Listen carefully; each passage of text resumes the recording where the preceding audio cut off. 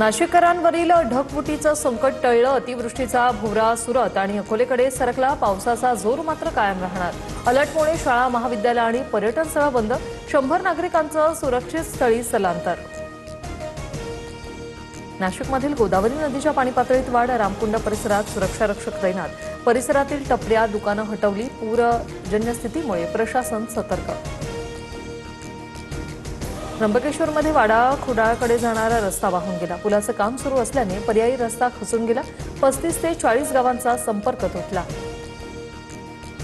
इंद्रायणी नदीला महापूर. आळंदीला जोडणारे 4ही पूल पाण्याखाली. वाहतूक पूर्णपणे बंद. माऊलींच्या पालखी सोहळ्यावर पुराचं सावट. मुख्यमंत्र्यांकडून वारकऱ्यांना पुण्यात थांबण्याचं आवाहन. मुसळधार पावसामुळे लोणावळ्यातील पूरस्थिती अधिक गंभीर. हुडको कॉलनी पूर्णपणे पाण्याखाली. जवळपास 250 घरांमध्ये पाणी शिरलं. नागरिकांचं सुरक्षित ठिकाणी रेस्क्यू. शरद पवारांची राष्ट्रवादी सत्तेत जाण्याच्या जोरदार चर्चा. एनडीएसोबत जायचं की नाही यावर पवारांच्या राष्ट्रवादीत हालचाली. राष्ट्रवादीतील एका ज्येष्ठ नेत्यावर याची जबाबदारी. सूत्रांची माहिती.